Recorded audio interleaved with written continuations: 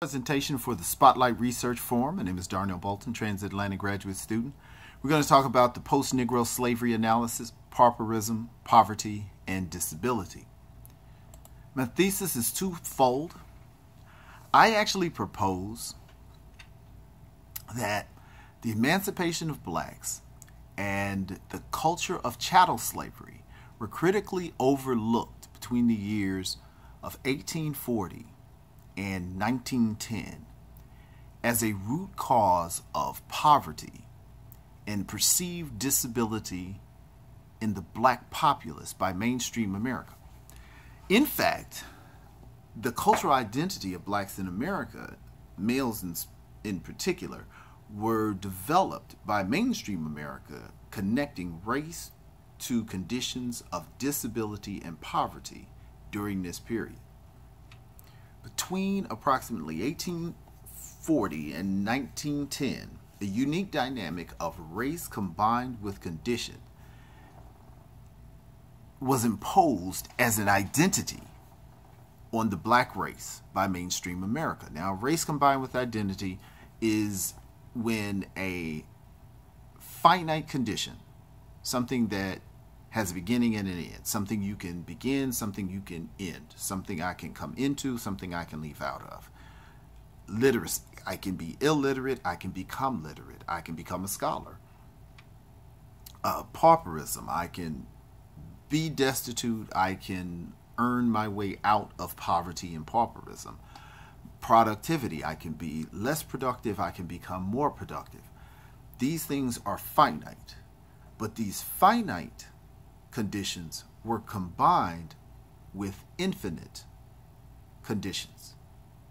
I am infinitely a member of the race that I belong to, and pairing the two makes it appear that the finite condition is as infinite as the race, the infinite condition. So I am always a member of this race. I am always going to be in poverty. I am always going to be illiterate. I am always going to function at a particular degree of productivity, which is unrealistic, but once accepted, is perpetuated throughout history. The methodology for this, in structuring this, first, the thesis was derived from a research project that examined race, poverty, pauperism, and disability between the years of 1840 and 1910. Similar to the work by Sean Wilentz and Daniel Walker Howe, who identified the Jacksonian period, which was 1812 to 1848, as the time period in which democracy formed in the United States as we know it in America. I actually am proposing that between 1840 to 1910 is when the black identity was formed by mainstream America, and is the identity that is prevalent today.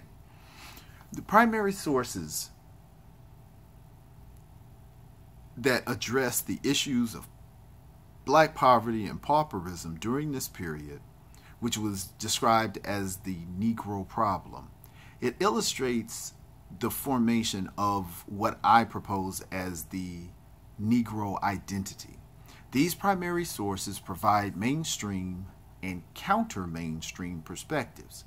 These perspectives came from primary sources like laws, mainstream newspapers, and quote-unquote colored newspapers of the day, black and white authored literature, court rulings, speeches, politicians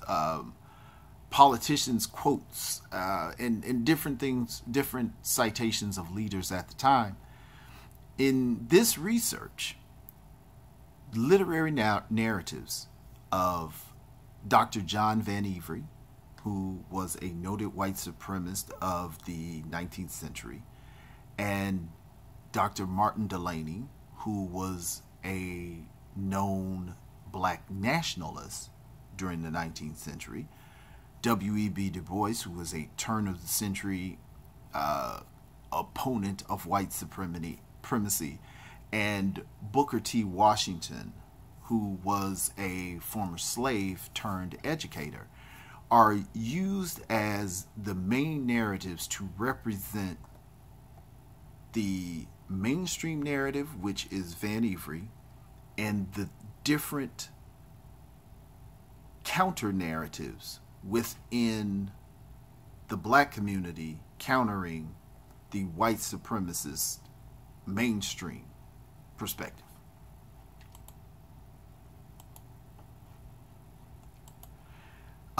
Different books were used for this research. The main primary sources: Vannevar's White Supremacy and Negro Subordination in 1863, Martin Delany's Principle of Ethnology in 1880, W.E.B. Du Bois' Philadelphia Negro, Souls of Black Folks, Evolution of the Negro from 1899 to 1910, and Booker T. Washington's famous Up From Slavery in 1901.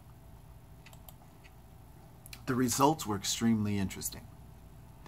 Mainstream America elected to ignore circumstances surrounding chattel slavery and emancipation that influenced immediate poverty, crime, and pauperism among freed slaves and northern blacks. Specifically to black people during this period, mainstream America connected conditions of literacy, poverty, and pauperism to the infinite conditions of race, calling it the Negro problem in America. This infinite connection of race and condition has perpetuated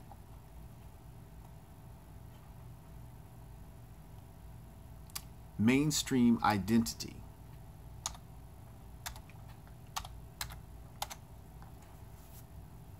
In black people throughout history. The black culture countered this race combined with condition identity that was projected on blacks with different and many times conflicting perspectives of their own. Race combined with condition identities that were projected onto the blacks during this period actually perpetuated through Jim Crow, through the Civil Rights Movement, through the war on drugs, and is existent today in mass incarceration. And these, again, are blackness and literacy. The finite blackness, the condition finite, the infinite blackness, the finite poverty, the infinite crime, the infinite blackness, the finite crime. My conclusion is, just as the Jacksonian period, which was discussed by Wilentz and Howe, defined America's version of democracy, as did the period of 1840 to 1910 define the black identity in America. The freedmen in America were held accountable for skills and attributes denied them by force and by law. The penalty levied on these emancipated freemen was an identity of perpetual condition that was generally not positive, and it was designed to perpetuate oppression. This period has influenced current expectations and perspectives on modern American blackness.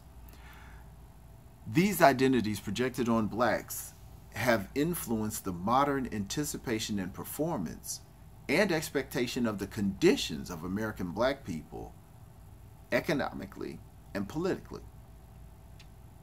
The unique but regular term black on black crime is evidence of specific race combined with condition identity that is still projected on the black community today.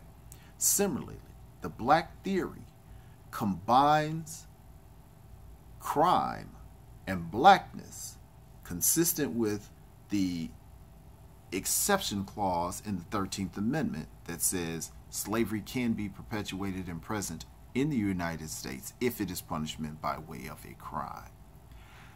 This information is showing us how this significant period shaped the identity of a people, just as the Jacksonian period did democracy.